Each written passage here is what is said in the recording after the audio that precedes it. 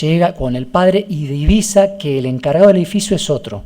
Entonces lo saluda y le pregunta, en vez de, no me recuerdo el nombre, un histórico que estaba, no estaba el encargado histórico, y le pregunta, le dice, ¿cómo está? No, y no sé qué excusa le pone, que ya se va a reincorporar, que bueno, le habla como el que está allí del otro lado del mostrador como encargado, al ingresar ahí al hall, y le dice, bueno, mándele saludos. Bueno, cuando suben allí al 8º piso donde ve a mi abuela llorando, le cuenta que sabe que de los servicios hay alguien allí abajo que no es el encargado, y que tenía temor porque mi abuela lo quería mucho el encargado, y que no sabía, y que bueno, que creímos que en realidad era porque podían ir podían acercarse algunas personas al velorio o a dar las condolencias que tuvieran que ver con los objetivos, ¿no es cierto?, de inteligencia del ejército o de las fuerzas, ¿no?, involucradas, o de los operativos. Bueno, eso por un lado. Y por otro es que cumple entonces ahí cuando el capitán Mondolén, y después en octubre viene Diego a mediados de octubre, llega Diego, y después ¿no?, al otro día llego yo, que era, si se quieren quedar con el paquete grande, se tienen que quedar con el paquete chico. No supe por qué pasó como un mes teniendo estos contactos tan influyentes. Vamos a decir, yo estoy un mes allí en la brigada, ¿por qué estuve tanto tiempo habiendo contactos como, bueno, directos con la fuerza, ¿no?, cercanos, como decía, a Macera? Y a, bueno, grupos económicos influyentes. Bueno, en fin, cuestión es, no sé si voy a... Sí, está bien. Te quería preguntar lo siguiente. ¿Supiste con relación a la entrega de Diego? ¿Vos pudiste reconstruir, pudiste hablar con los familiares en relación a quiénes lo llevaron, más allá de estas referencias y esta influencia, pero quiénes efectivamente lo llevaron, o cómo era, qué características, qué le dijeron? A ver, Marcial, mi tío, me cuenta que cuando el capitán Mondolén le manda al estudio, o sea, en la víspera entre la caída de mi padre en septiembre y hasta mediados de octubre, en ese tiempo, hasta poder traer a los dos chicos por este pedido que le hace mi tío a este capitán, viene un tal, supuestamente, teniente Huergo, con H, Huergo, que me lo menciona como que estaba muy presente, iba al estudio como muy seguido, y le iba contando a mi tío las novedades de cuánto faltaba, qué había que hacer, que se quedaba tranquilo, que bueno, que había que esperar. Esto me lo ha contado varias veces. O sea, este teniente Huergo estaba al tanto de lo que... Este teniente Huergo tenía vínculo, por el vínculo más arriba, que era el capitán Mondolén, que es como manda él a diario o en cotidiano, semanalmente, a verlo al estudio, a Marcial, para darle las novedades en ese mes, hasta que finalmente Diego es entregado, ¿no?, y conmigo, bueno, al día siguiente, ¿no? Y mi tío Alberto Solimano, cuando está, lo recuerda también a él, al teniente Huergo, porque se aparece en civil cuando le entrega, y le dice, según incluso yo no lo recordaba, pero mi tío en el testimonial habla como que este teniente Huergo le dice que estaba conmovido porque se había enterado que Martín había visto la noticia de la muerte de su padre y no había hecho ningún comentario. Eso es lo que le dice a mi tío Solimano, que está en su declaración de testimonial de hace 7 años. Perdón, bueno, haciendo referencia a cuando vos viste la foto de tu papá en el... Claro, que ese comentario, por eso a mí me sorprende, se lo dice a mi tío, supuestamente conmovido, comentándole eso, este teniente Huergo, a mi tío Alberto Solimano. Y él lo cuenta. Teniente sabía lo que había pasado en ese lugar. Tenía información porque ese dato se lo transmite a él como algo que lo había sorprendido. Y eso lo cuenta, se ve que a mi tío también lo recordó y lo contó, ¿no?, en su testimonial hace unos años. Sí.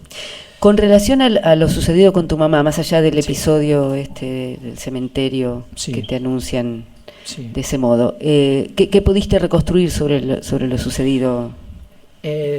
Bueno, a ver, del caso de mi madre.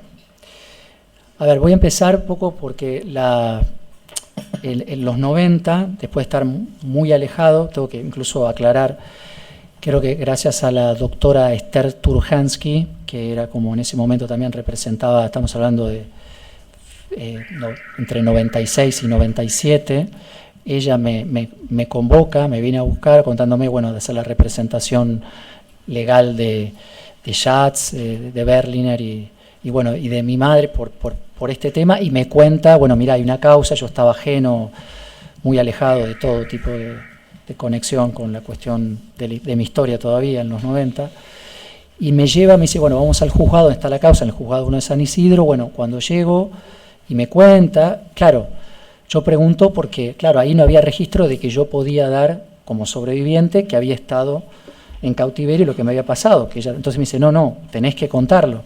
Entonces me otorgan, bueno, en ese momento ahí en el juzgado, me permiten dar testimonio de lo que me tocó vivir.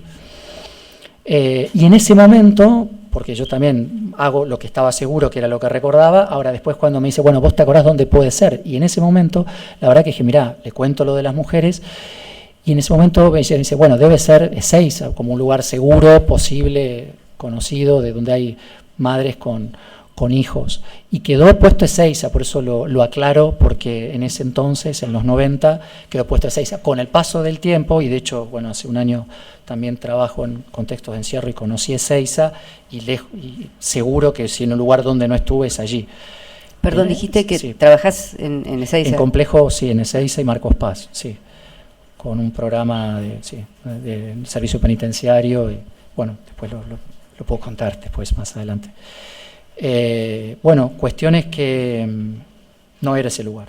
Por lo que pude reconstruir, vuelvo que me conecto a partir de con Esther Turhansky, vamos a ver al equipo argentino de antropología forense, a Maco, Carlos, no me acuerdo ahora el apellido, Maco, y entonces, bueno, con lo que tenían, empezamos a ver. Ellos habían logrado acceder a una desclasificación que me la comparten, y para mí fue muy importante porque, más allá de lo doloroso, pude ver por primera vez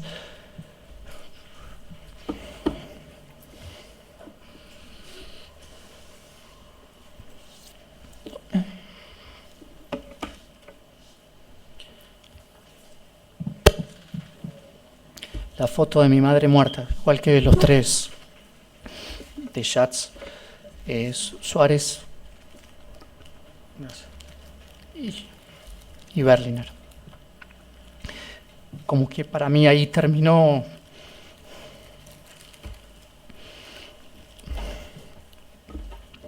una idea de qué situación o condición tenía mi madre. Bueno, entonces ese día me explica Maco un poco lo que pudo reconstruir, y parece que más o menos, por lo que recuerdo, fue así. Había un quintero de la zona, un italiano llamado Amleto Maselli, que estaba, hay un camino vecinal que es, creo que Consorcio, no sé si 314, bueno, aquí era pocos kilómetros de ahí del Paraná, y cerca también habla de me acuerdo, ruta provincial, si es la 45 ahora, que menciona que había como en el quinto puente de madera, había una obra, estaban llevando cargamento, este hombre tenía sus empleados, el italiano de Amleto Maselli, y parece que cuenta por el registro que había pasado antes de las 11:30 del 27 de noviembre, y estaba normal, estaban las barandas, el puente, bien. Pasa según la crónica o lo que él registra el informe, como cerca de una hora después, como 12:30. Cuando pasa, ve que hay una baranda rota. Bueno, lo primero que hace este hombre, Maselli, se enoja y va a recriminarle a su equipo de trabajo, pensando que se les había volcado un cargamento, y cuando, bueno, va y le dicen que ellos habían hecho un trabajo, que no había pasado nada. Cuando vuelve entonces, se asoma y ve semisumergido la cola de un Peugeot rojo 504. Le llama la atención como en qué momento pudo haber pasado eso y cómo trataba de entender cómo se había roto esa baranda, porque según lo que me trataba de explicar Maco, que tendría que haber hecho como un giro abrupto como de 90 grados, porque decía que no habían rozado los postes ni los árboles que estaban sobre ese sector de la baranda, creo que la baranda hecha de ese puente precario de madera. Entonces le llamó la atención. Cuando extraen el auto, bueno, lo que Mako ahí me cuenta, descubren es que en el baúl había cañas de pescar, una pava, bombilla, había yerba, azúcar, anzuelos, un calentador, todo como una puesta en escena que después tengo acá, no sé si quiere el recorte del diario sobre esa noticia que se publica, después voy a dar otro detalle, como si fueran, que esto, había obviamente dos parejas, que eran Berliner Solimano, Schatz y Suárez, después, ¿no? Esto me lo cuenta Mako, del equipo antropológico, y me dice, claro, lo que las irregularidades que empieza a ver es que después se sabe que era un auto robado, que tenía una chapa similar pero de otro vehículo, que estaba toda la puesta en escena como aparentar que era un camping, y le llama la atención que me dice que las cédulas de Berliner y Solimano eran cédulas falsas con sus verdaderos nombres, con sus datos verdaderos, algo extraño.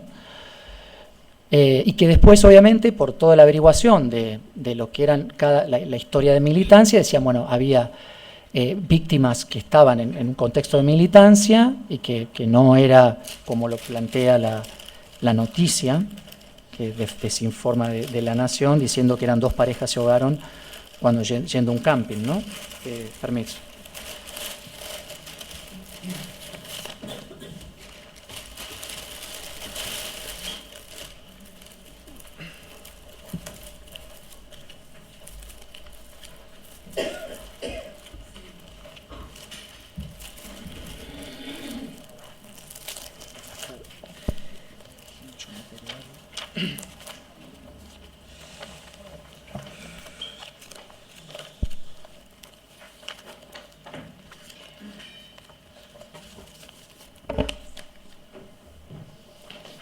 Una fotocopia. Sí, por favor.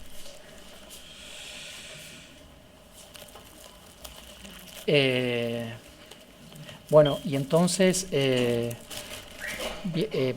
con estas irregularidades, después viene el momento de cómo el reconocimiento del cuerpo, que fue también algo traumático para mi familia, porque Alberto Solimano va ahí al cementerio de Escobar, primero va a la comisaría, cuando él es psiquiatra, tiene experiencia, por lo menos conocimiento como médico, un poco de tema de lo que era reconocer el tema de un cuerpo en esa situación, y cuando va, primero le llama, él creo que también lo dice, Alberto en su momento me lo cuenta y lo manifiesta, creo, en su testimonial hace unos años, en instrucción, que le sorprende al comisario escuchar que él le dice que su hermana, a pesar de que él estaba distante de su hermana, porque no tenía militancia, sabía que estaba en la clandestinidad y que había sido detenida por las Fuerzas Armadas. Con lo cual se sorprende el comisario porque pensaba que le iba a hablar del hecho de esto, de lo que publica el Diario de la Nación, como un accidente, ¿no? De dos parejas que van a pasear ese día. Y entonces le pide que hace el reconocimiento y le pide, entonces va al cementerio de Escobar y va a un lugar como una especie de lugar, como un depósito, y ahí ve a los cuerpos. Dice que como en el estado de composición era muy difícil por las huellas dactilares, esto creo que también me lo comenta Mako de LEIAF como es en el informe, y que al no reconocerlo vuelve al otro día con un amigo, que para que lo ayuden, por él también por los nervios, a poder ayudar a reconocer a su hermana. Entonces creo que la primera cuando obviamente había dos mujeres, ¿no? Era Diana Schatz o mi madre, y él cree que la marca de la cesárea era de mi madre y era de Diana Schatz. Entonces se lleva a la bóveda familiar el cuerpo de Diana Schatz a Recoleta y el de mi madre queda en Escobar.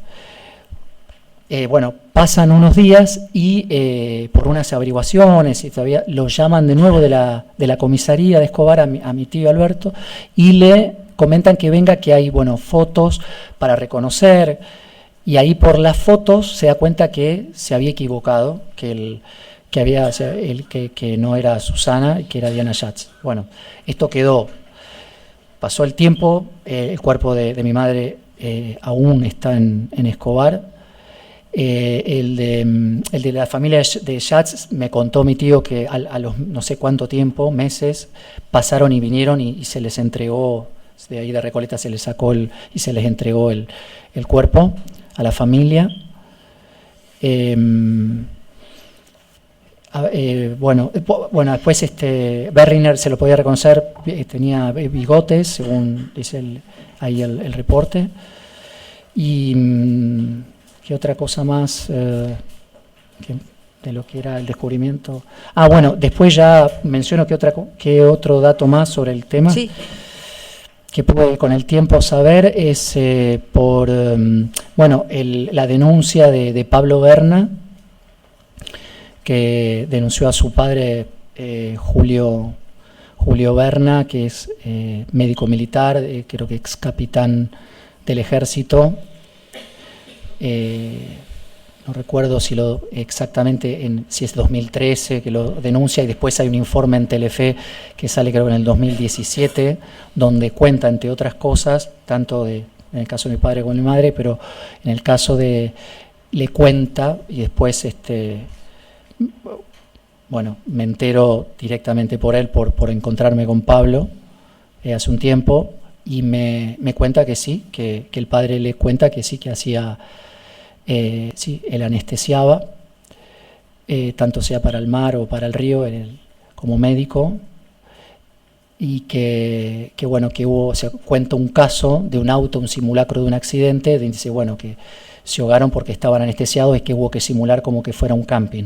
Así que esa fue la constatación también de este invento, de construir esta noticia para, desinformar y a la vez no contar cómo operaban el ejército.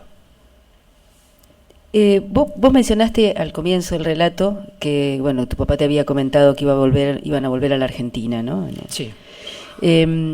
¿Supiste, en el caso de él y en el caso de tu madre, en qué contexto volvían? ¿Supiste y quiénes eran acá, por ejemplo, en la Argentina, los compañeros con los que mencionaste a Silvia Yulis, pero supiste de algún otros? Mencionaste también a Regino González. Sí. ¿Esto era parte de la militancia que iban a desarrollar acá en el país? Yo los que recuerdo, también, nombrar en su momento en México a Daniel Cabezas, a Nora, después hay compañeros que desde mi recuerdo de pasar, pero algún, no sé, qué otros, no sé, más que algún apodo, pero no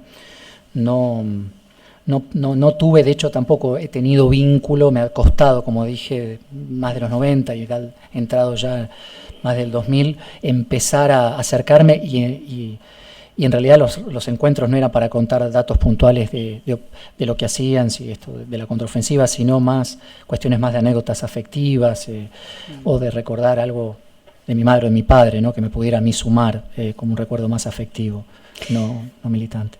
Sí, ¿supiste? Vos mencionaste, estuviste hablando de Diego, pero sí. ¿Supiste lo que pasó con Benjamín y con la mamá de Benjamín?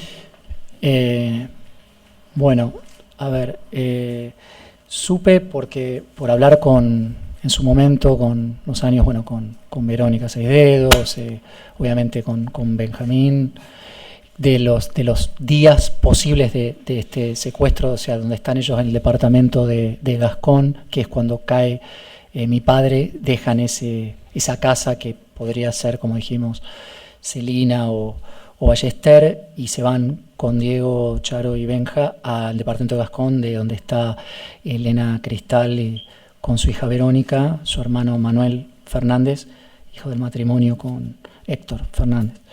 Y allí parece que hay, también una mañana operativo, a Charo ya según me cuenta Benja, se va un día, no la vuelve a ver, y después no recuerdo ya qué tiempo pasó, pero en esos días de mediados de octubre, a Verónica, Manuel, a Diego y a Benjamín lo sacan de Gascón,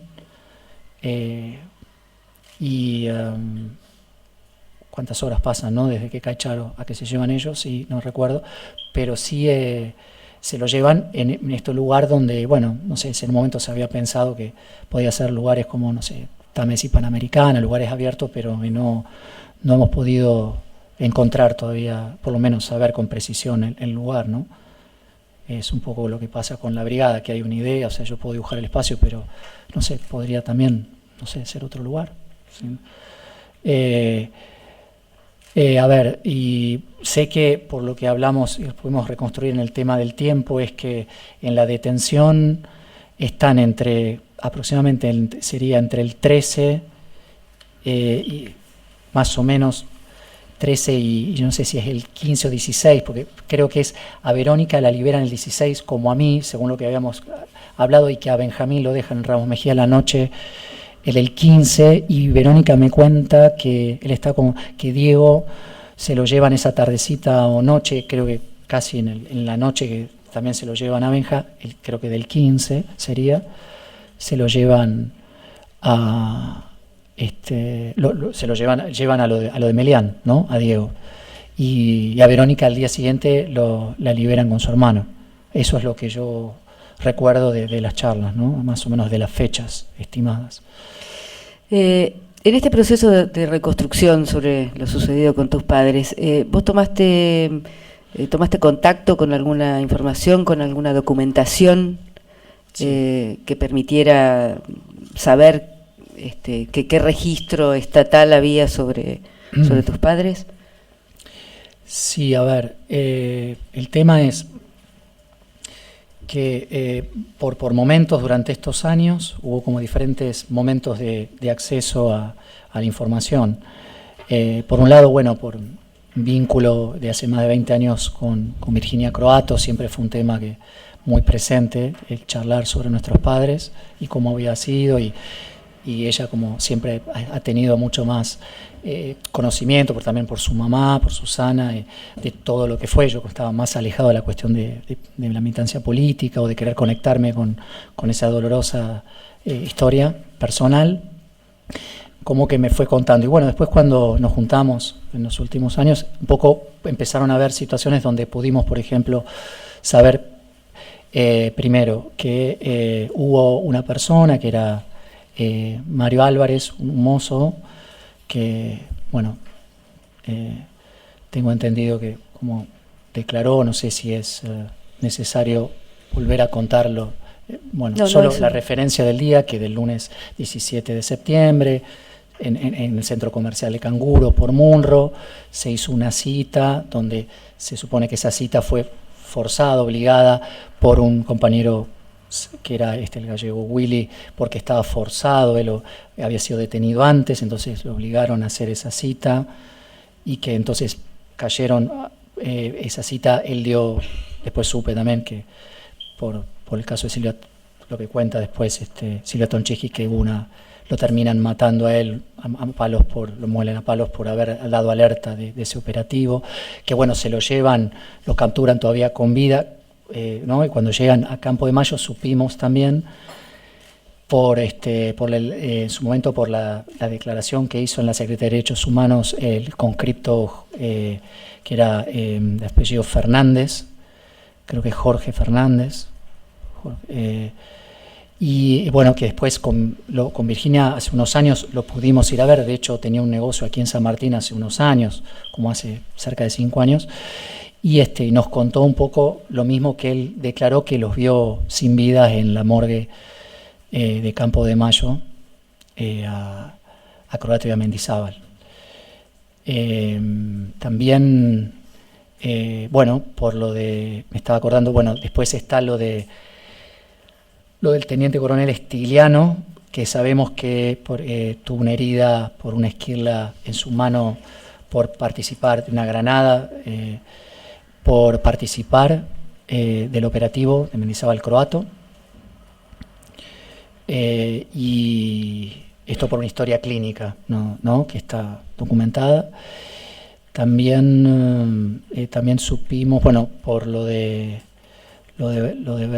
Berna, que ahí también le cuenta a Pablo, su padre, Julio Berna, que era médico militar, que logra que le cuente que dice que a Mendizábal lo vio en terapia intensiva, que le había tenido un disparo por el hombro, que le había perforado un pulmón y que lo querían salvar para seguir sacando la información. Bueno, por el acta de función, que después, por lo que hablando con algunos médicos, decían que estaba el motivo del fallecimiento, decían que era como un shock hipovolémico irreversible, como que era, como contaban los médicos, que es como un sangrado muy violento en la zona del hombro que puede provocar en pocas horas la muerte.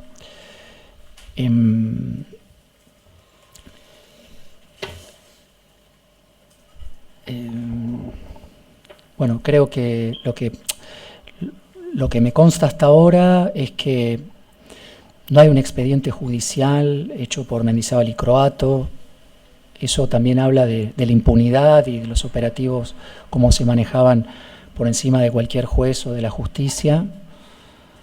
Se sacaba un comunicado como presentando el caso, dando fechas falsas o datos inciertos, y luego se cerraba con el comunicado como era el final del caso. Esto era como parte por lo que vemos en los datos, la comunicación, parte de la desinformación que los medios de comunicación afines a la dictadura militar tenía, ¿no? Era como desinformar con noticias que eran más victoriosas sería para las tropas o para el ejército. Eso también era como desalentando la militancia y poniendo en contra también a la opinión pública de esa militancia, o sea, haciendo como que el mensaje era, bueno, ¿no? Nosotros somos la verdad y esto es y decidimos lo que tiene que saberse, o sea, sin justicia, sin nada, ¿no? Martín, bueno, una última pregunta te quiero hacer y tiene que ver con... me faltaba un dato, perdón, sí. No, decilo. Es que hablando de esto, quería decir, también lo tengo acá, porque he podido acceder a la DIPA, ¿no? Que es la desclasificación de inteligencia de la Policía de la Provincia de Buenos Aires, y acá, en todos los folios, que dos o tres cuestiones, ¿no? Una es, cuando pedimos a la Comisión Provincial por la Memoria, mandan la desclasificación, dicen que a nombre suyo hay de mi madre, mucho más de mi padre, del cual lo que queda en constancia es que de toda la década del 70 mi familia fue seguida por la inteligencia, están todos los datos familiares, la edad que iba teniendo, autos que compraba mi padre, charlas transcriptas a familiares que contaban desde veraneos, la situación económica, las influencias, a nombre de quién, por los contactos que tenía familiares o amistades, podía mi padre Horacio moverse dentro de su militancia, dentro y fuera del país. Hay algo menos de mi madre, y para mí, que lo quería decir en esta oportunidad, que no deja de ser también parte de un duelo, es muy desolador, y solo sintiendo como salvavidas en alta mar de mi memoria, cuando dicen no hay registro de sostener una ficha personal suya, como si no me hubiera pasado lo que acabo de contar.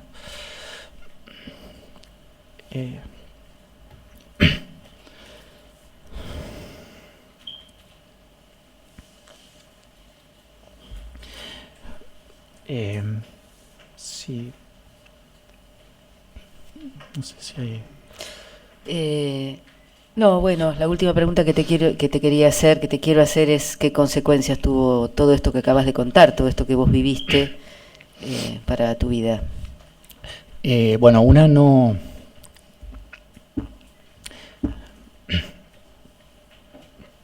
Es un trágico privilegio estar vivo, pero muy doloroso la marca de crecer separado de mis hermanos. Valoro mucho el amor igual, como pudieron mis familiares entender, entiendo y respeto el duelo que es también para ellos, cada uno con sus vínculos, tíos, hermanos, lo que fue mi madre para ellos, y eso es solo muy personal. Por eso dije que esto es muy complejo, el entramado político afectivo. Lo respeto, me he sentido querido más allá de las contradicciones como tenemos en cualquier familia, pero ese no crecer con mis hermanos, estar separados, fue una marca que todavía me ha costado mucho llegar acá. Yo tuve en el 94 un intento de suicidio en Bahía Blanca.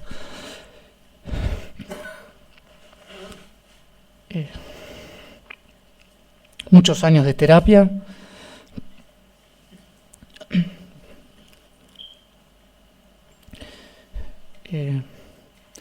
Probablemente me quedé congelado y también me perdí oportunidades de poder compartir más. Me alejé, me acaracolé, me alejé mucho de familia, de amigos.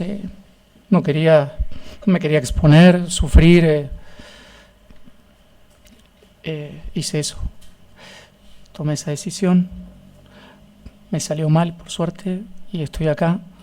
Y también quería no sé si hay otra, si no hay otra pregunta, decirlo. Te diría que bueno, no sé si querés agregar algo más, no sé si hay alguna otra pregunta, si no, ya cerrar con alguna cosa. Doctor Santo. Sí, presidente, lleva 2 horas y media declarando, no sé si con el consentimiento de él, si él prefiere un cuarto intermedio breve para recuperarse o seguir. Prefiero terminar ahora ya los últimos minutos. Sí. Bueno, entonces, Martín, gracias por venir a dar tu testimonio nuevamente. Te voy a hacer poquitas preguntas. Algunas son para ubicar al tribunal respecto de la prueba que haya que seguir recabando en este debate por el caso de tu papá y de tu mamá. ¿Tu tío Alberto vive? Sí. Bien. Hablaste del relato que te transmiten del médico Berna. Sí. La pregunta concreta es si te dijeron en qué lugar prestaba servicios este médico en el año que ocurren los hechos, 1979. En Campo de Mayo. En Campo de Mayo, bien. Las referencias a la muerte de tu padre, al asesinato de tu padre, ¿están documentadas en un certificado de defunción? Sí, tengo un certificado. Bien, en ese certificado supiste con los años si hay mención al lugar donde se consigna el lugar de la muerte de tu padre. Dice Hospital Militar de Campo de Mayo. De Campo de Mayo. Sí. Bien. La tengo aquí. ¿No? En el... No lo... Sí, pues esperé que... muchos papeles para encontrarlo, pero...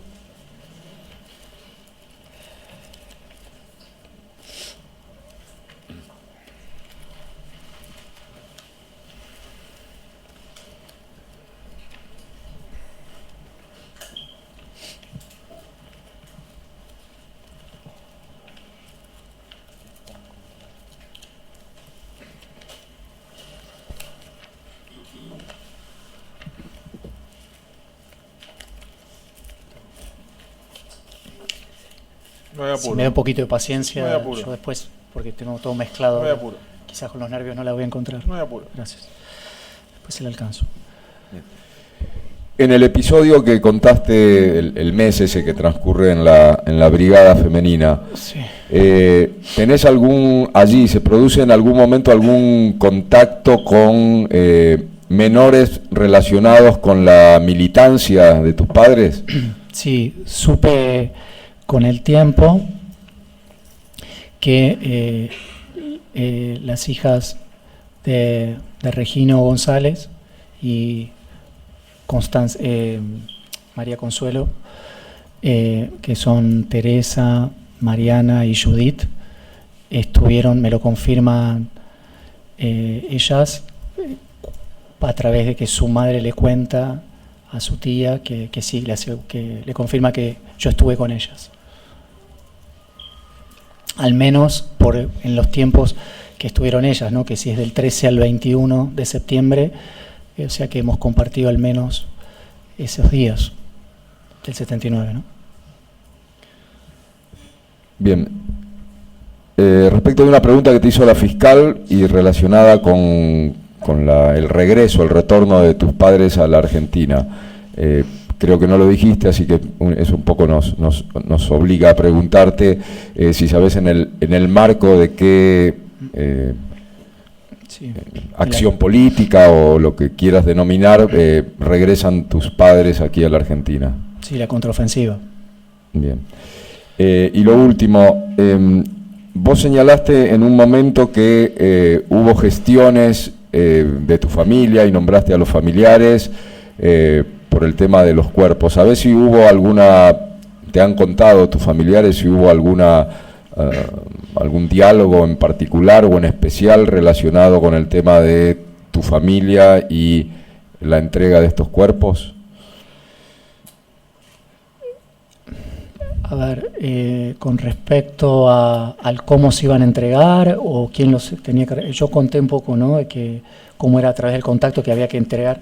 Para quedarse con el paquete grande se tenían que quedar con el chico. Ese era el acuerdo que ante el pedido de Marcial Mendizábal, Mondolén y a través del teniente Huergo, sí, lo llevan sí, eso era respecto de sí, ustedes los menores. Sí. La pregunta es respecto de la entrega de los cadáveres. Sí, bueno, otra de la condición que cumple es también porque se lo pide al capitán de navío Mondolén, que uno era la entrega de los chicos y el otro era la entrega del cuerpo de su hermano, cuando en la reunión que tiene Marcial con Mondolén, el capitán. Bien, de mi parte por ahora nada más. Gracias, Martín. Doctor. Sí, gracias, señor presidente. Una sola pregunta, Martín. Sí. Volviendo al croquis de lo que supuestamente o aparentemente habría sido la brigada, tal vez lo has dicho, pero no lo escuché, una aclaración. El grupo de chicos que se reunían en esa mesa en el patio, a donde unas mujeres les llevaban para comer, etcétera, no sé si podés precisar o recordás la cantidad de chicos. Dijiste que eran más chicos que vos, pero no sé si te referiste a la cantidad, si la podés recordar. Y yo creo que por algo dibujé esa cantidad que están allí. No recuerdo haber visto más. Sí vi, cuando levantaba la vista o miraba al lado cuando comíamos, no más. Así que alrededor de 4. Está bien, gracias. Más o menos. Doctor. Sí, gracias, presidente. Una sola, Martín. En colación a la última pregunta que te hizo el doctor Pablo Yonto, creo que en un momento de tu relato dijiste que Marcial hizo averiguaciones por tu mamá. Sí. Y no adentraste, y quisiera preguntarte sobre eso, a ver qué averiguaciones hizo y con quién. Sí, como decía, el contacto de Alfredo Girelli, por la cercanía con altos mandos de la Marina, cuando le va a pedir, ya que habían matado a mi padre, para dejarle viva me decía al chico, dejarle viva a la madre. La respuesta fue carpeta cerrada. Eso.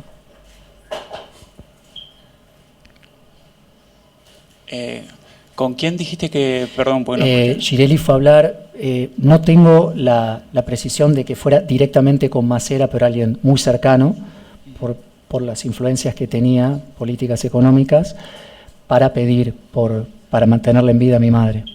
Y la respuesta que fue, y que después, bueno, la confirma también, primero, bueno, se la dicen a mi tío, y después cuando a Alberto Solimano, mi tío, cuando le entregan a los chicos, el teniente Huergo le confirma que va a morir mi madre.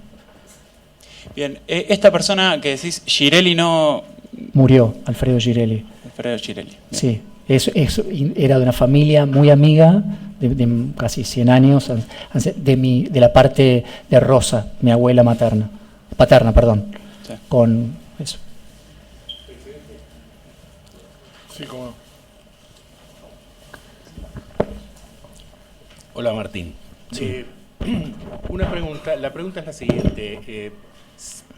Vos mencionaste las parejas que fueron encontradas en el auto en el simulacro que se hizo.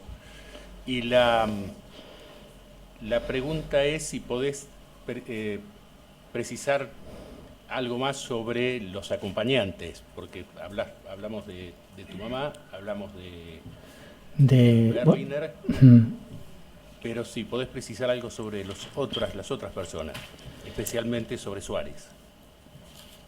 La verdad, no tengo como conocimiento de la cuestión más de su militancia, entiendo, no sé si en San Luis, pero no he tenido, no lo he conocido, lamento no recordar algo de su trayectoria como militante. Disculpen, no. No, está bien.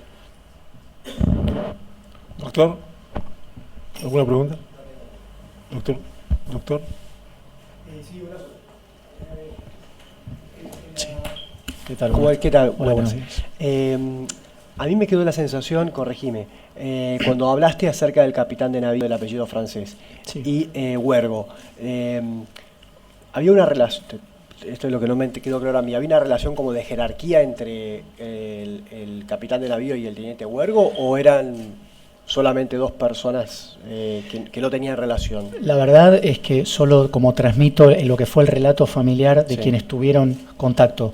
Nunca me explicó mi tío Marcial si era un subordinado, el teniente Huergo, de Mondolén, o era otro contacto o alguien que enviaba a Mondolén a Huergo para la entrega de mi hermano y mía. La verdad que eso nunca supe el vínculo jerárquico. Pudo haber sido una cosa o la otra. La verdad que eso lo desconozco, no tengo el dato. ¿no? Está bien, gracias. No, por favor. Podría me dijo que quería agregar algo. Sí, dos cuestiones. Una era solo unas palabras en función de todo lo que hemos hablado. Yo no conozco a Cinto Courtauld, pero sí conozco a su hijo porque es amigo de mi hermano de muchos años, a Federico. De hecho, cuando se casó mi hermano en el 2013, un año antes de profugarse, estuvo en el casamiento, de hecho, en la mejor opinión de él, de Federico, y lo que me duele es que con todo lo que le hizo a mi familia, el padre, por lo cual se le acusa por todo lo que hemos relatado y se viene en esta causa, sabiendo quién era mi padre, Cinto Courtauld, padre, Marcelo, no le dijera ni a su hijo qué hacía, qué hizo con mi familia. Me cuesta y pienso cómo calificar esa manera de actuar. Durante un año que tuvieron la relación, hoy en parte dañada esa amistad por lo hecho por el padre, por el imputado, Marcelo Cinto Courtauld. Quería decir eso. Y lo último era dos cosas. Una que es, me pregunto cómo, por eso yo traje aquí, porque aquí está el realismo mágico y es cómo, ¿no? Toda la infancia de mi generación que fue arrasada y siempre me pregunté cómo fue las infancias de los responsables de quebrar esto y cómo criaron también, cómo fueron como progenitores. Siento que eso habla también otra vez del afecto y cómo alojamos y cuidamos las infancias. Y por último, y que tiene que ver con eso, y es ya al final, y ya no me extiendo más. Sí. Discúlpeme.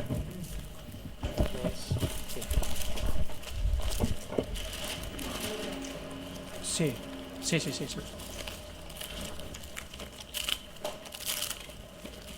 Ya que hay a veces ofertas literarias, yo también, además de todo el dolor y el tocar fondo, también pude aprender y ser alojado en un lugar, en un centro educativo, y también es aprender también a transmitir todo también la transformador de esa energía del dolor de la infancia en una experiencia educativa con profes, maestros y chicos y chicas de un centro educativo que se llama Isaura Arancibia. Y ese proyecto literario, ya que es un obsequio para da prueba también de cómo puede uno también transformar todo lo que relaté en algo saludable y de transmitir esa experiencia junto con otros docentes y los chicos. Eso era ese obsequio para el tribunal. Bien. Gracias. Los documentos que aportó y que se sacaron en copia se incorporan a la declaración de él, al igual que lo que es el escaneo de los gráficos que el señor Mendizábal hizo. ¿Alguna consideración más? Señor Mendizábal, su testimonio ha finalizado. Muchas gracias por escuchar. Gracias.